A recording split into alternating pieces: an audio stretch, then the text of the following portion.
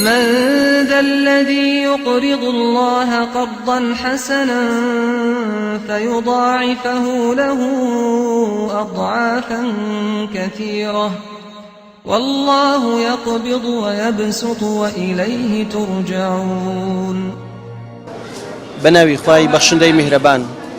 سڵاوی خوای پەروەردگارتان لێبێ بینەرانی بەڕێز و خوشک و برایانی ئازیز. بەخشین بەردەوامە لە هاوکاری هەژاران و نەداران و منداڵانی بێباو لە سەرجەم شار و شارۆچکەکانی هەرێمی کوردستان. یەکێکیش لە پرۆژانەی بەخشین بریتیە لە دابەشکردنی خۆراک بە ناوی کاسەی جەژن بەسەر هەژاران و نەداران. ئەمڕۆ بەخشین 100 خانەوادەی هەژار و نەدار و منداڵی بێباو دڵخۆش دەکات بە دابەشکردنی کاسەی جەژن بەسەریاندا لە ناحەی پیرەمەگرون. مێت دەکەین هاوکاری و کۆمەچی و دەستگیرۆیەکانی ئێوە بەردەوام بێ بۆ ئەوی ئێمەش بتوانین بەم چەشنە هەژاران و نەداران دڵخۆش بکەین و سفرەیان ڕازاوە بکەین. چەند ساتێک لەگەڵمانە بن بۆ ئەوی بزانین هاوکاری و کۆمەچیەکانی ئێوە چۆن دڵی خانەوادەی هەژار و نەدار خۆش دەکات.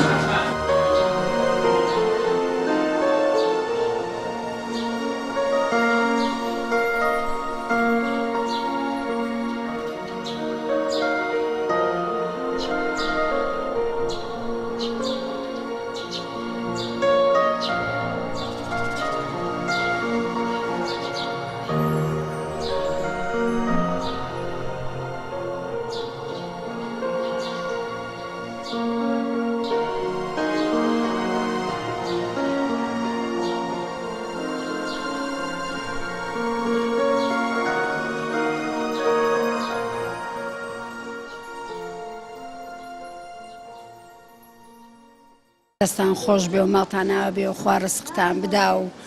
پایە بەرز بن خوایە بۆ خاتری و قورئانە و کەشتان بۆم فەقیر و هەژارانە هێناوە و هیچی دەستی ناڕوە و فەقیرن و یا ڕەبی خوای ڕزقتان بدا. بەخوا ئێمە یەکیان خۆمانین بە قورئان کوڕەکان پێشمەرگە 1 دیناریان نییە خۆمان 1 دینار منێ نەخۆم و نەپیاوەکەم و زۆر دەستی ناڕوە فەقیرە بەخوا. یا ڕەبی خوای پایە بەرز بن دەستان خۆش بێ خوا ڕزقتان بدا خوای لەشتان ساغ بێ هەر پایە بەرز بن و خێرتان بگاو. زۆر پێمان خۆشە و زۆر زۆر زۆر پێمان خۆشە کە بەو شتانە کە ئەماندنێ وازانین ئیتر خڵاتان کردوینە زۆر خۆشە و دەستان خۆش بێ و سەرتان خۆش بێ و لەشتان ساغ بێ و هەر پایە بەرز بن خوایە.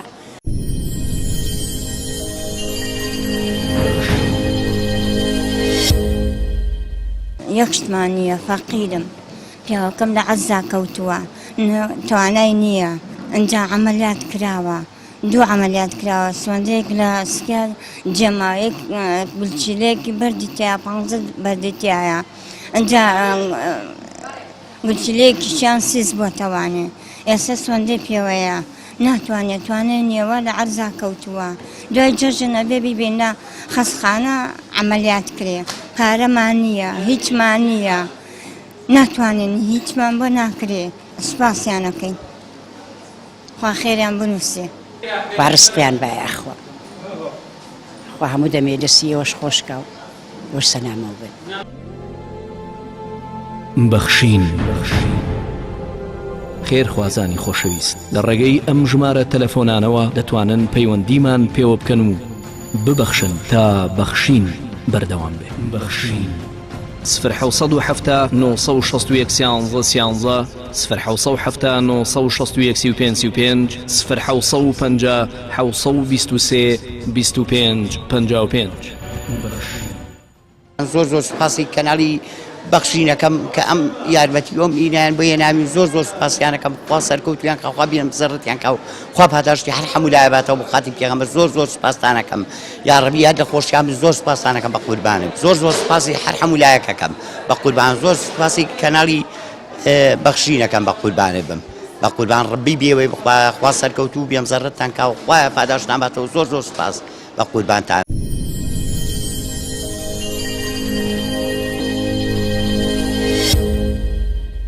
بەڕاستی تەبعان ئەم منەزەمەی خێرخوازە کە شت تەوزیعەکەن بەسەر خەڵکە دڵی خەڵک خۆشەکان خوای تەبارەک و تەعالا دڵی ئەو کەسانە خۆشەکە کە دڵی خەڵک خۆشەکە ئینسان لە ژیانی خۆیان بەڕاستی ئەم شتانە شتی چاکە یارمەتیداری فەقیر هەژار داما و لێقوما وەتی و بار ئەوانەی مەسەلەن کە کەسیان یارمەتیدا لەم ڕۆژەیە بەڕاستی خێرێکی زۆر گەورەیە و هیوادارم ئەو کەسانی کە خێر و خێراتەکەن وللرقاش كشويدن بإيوه فالمي الوكيل كالأصيل مثلا وكيل وكو أصلي وايا كمثلا شكشتي تزميلي وكابي وش عادل بن رازقو بن أو شتابة تعطي تزميلي أو خلقانا قد نجا خوي تبارك وتعالى براسي أو قبولك أبي إنسان خيانتي تيانك أبي هالشيء خوي هم كان سيجاتواني مثلا بزي خوي خير كابلام أو من زبيك على سيازاني مثلا شيف فقيره سلب الاشتياري هي ومثلا شن موظفيه وشانا أو أنشد بسير خلقه وتوزيع كانوا خلقانا دوزنوا كلشون فقير هجار داما ولقوما أيضا ما وكو وايك كسر خيركات شريكة لقال أو كسيكا اشتكى دابتو كتوش توزيع مثلا أم خواننا توزيع كي مثلا هي دوسية مثلا جيل شان باشا جيل شان مامنا وند جيل شان زور فقيرة شاوري لدستي أمو أوا مثلا هي خدمة كي يادمتينا هذا للروشينا مالو مالكا أمريكا توزيع كي دستي مثلا خير شي زور جوريا سرور وخوشي خير دلين أو معلوم من الله خوي تبارك سرور خاطر دلي أو كزكا أو شتي داتي مثلا خير شي زور جوريا براسي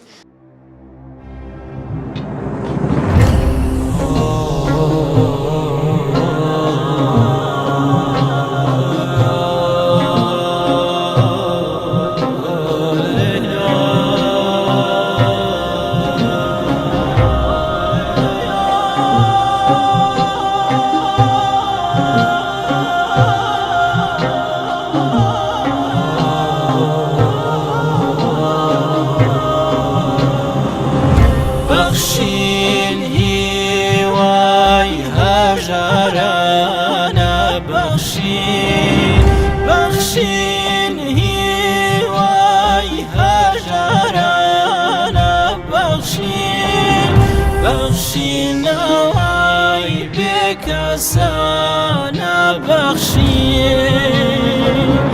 بخشين نواي بك سانا بخشين نواي بك سان. بسم الله الرحمن الرحيم. ئێمە وەکو نووسنگەی پیرەمەگرونی بەرنامەی بەخشین بە هاوکاری لیژنەی بەرنامەی بەخشین هەستان بە دابینکردنی کاسەی جێژن بۆ 100 ماڵی هەژاری نەداری پیرەمەگرون و دەور و بەری کە ئەم خواردەمەنیانە پێکاتون لە شەکر و چاو برنج و ڕۆن و فاسۆلیا و کشمیش و قەیسی و ماڵەکانیش هەمووی ماڵی فەقیر و هەژارن پێکاتووە لە ماڵی هەتی و ماڵی پێشمەرگا ماڵی کاسبکار ماڵی هەژار و نەداری ئەم دەڤەرە و داواکارین لە خوای گەورە کە خێری خێرخوازان بنووسێ و پایان بەرز کاتەوە و بەرچاویان ڕوونتر بکا بۆ ئەوەی یارمەتی فەقیر و هەژاری وڵاتەکەی خۆمان بدەن خوای گەورە سەدان جار خێریان بنووسێ و بۆیان بکا بە تۆشی و قیامەتیان ئینشاءالله. کاتێک کە ناونووسمانەکردن هەر کەسێک هات بۆ لامان ناونووسمانە کرد بەڕاستی زۆر پێخۆشحاڵ بوو لەبەرەوەی زۆر ماڵیان تایە کە زۆر نەدارن بەشی ئەم جێژنیان شت نەبووە. خوای گەورە جەزای ئێوەش وەدا و خێری خێرخوازانیش بنووسێ کە توانیتان دڵی ئەم ماڵە هەژار و نەدارانە خۆشکەن بۆ ئەوەی کاسەی جێژنیان پڕ بێ لە شادی و خۆشی و وەکو خەڵکی ئاسایی جێژنی خۆیان بەڕێ بکەن.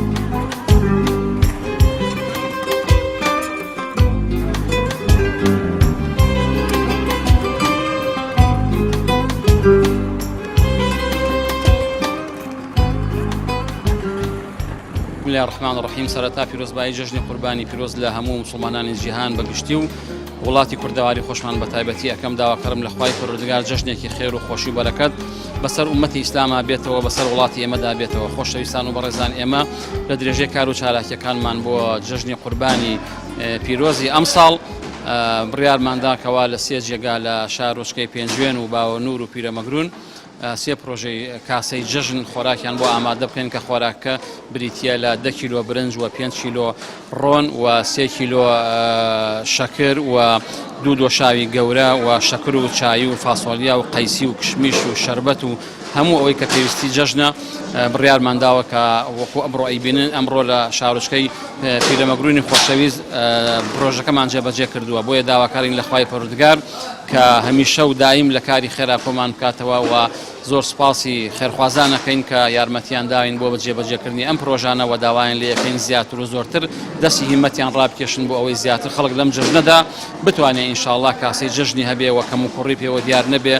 لە بەرچاوگرتنی ئەو بارەدارایی کە ئەمڕۆ لە کوردستانە هەیە خەڵکێکی زۆر بێدەرەتان و بێدەست و هەژار کەوتووە بەڵام ڕووی نایە قسە بکە بەڵام شەرمەکە قسە بکە بۆیە هیواداری ئینشاءالله دەوڵەمەندەکانمان خێرخوازەکانمان بە تایبەتی ئەوانەی کەوا ئەهلی کەسەبە و بازاڕن و لەم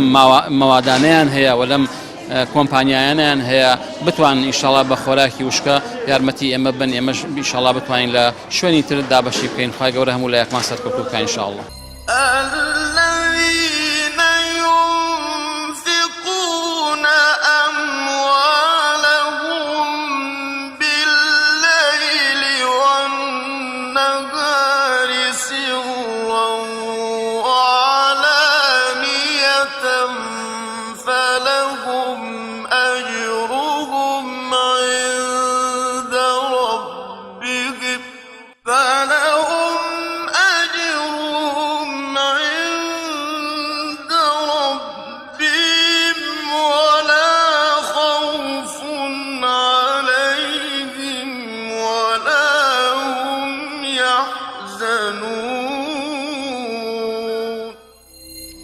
ئەوانەی کە ماڵ و دارایی خۆیانە بەخشن بە شەو و بە ڕۆژ بە پەنهانی و بە ئاشکرا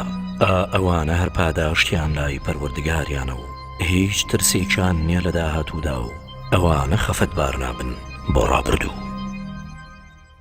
ئەمڕۆژ بەرنامەی بەخشین بە هاوکاری و کۆمەچی و دەستگیرەکانی ئێوەی ئازیز و خۆشەویست لە ناحیەی پیرەمەگرون 100 خانەوادەی هەژار و نەدار و منداڵی بێ باوکی دڵخۆش کرد بە دابەشکردنی خۆراک بەسەریاندا لە پرۆسەی کاسەی جەژن بەسەر هەژاران و نەداران بۆ جەژنی قوربانی پیرۆز. ئومێد دەکەین ئێوەی ئازیز و خۆشەویست بەم چەشنە ببەخشن بۆ ئەوەی هەژاران و نەداران دڵخۆش بن. کاتێ جەژن دێت و سفرەی هەژاران و نەداران خاڵیە بێگومان هەژاران و نەداران هەست بە نوقسانی و هەست بە ناڕەحەتی و دڵتەنگی ئەکەن. بەڵام کاتێک ئێوەی ئازیز و خۆشەویست و بەخشندا ئەبەخشن بەم چەشنە هەژاران و نەدارانیش دڵیان خۆشە بێ و سفرەیان ڕازاوە ئەبێ. بۆی پێتان ئەڵێن تا ببەخشن دڵنیابن هەژار و نەدارێک زیاتر دڵی خۆشە بێ و سفرەی ڕازاوە ئەبێ و لە مەینەتی و ناڕەحەتی و ناخۆشەکانی ژیان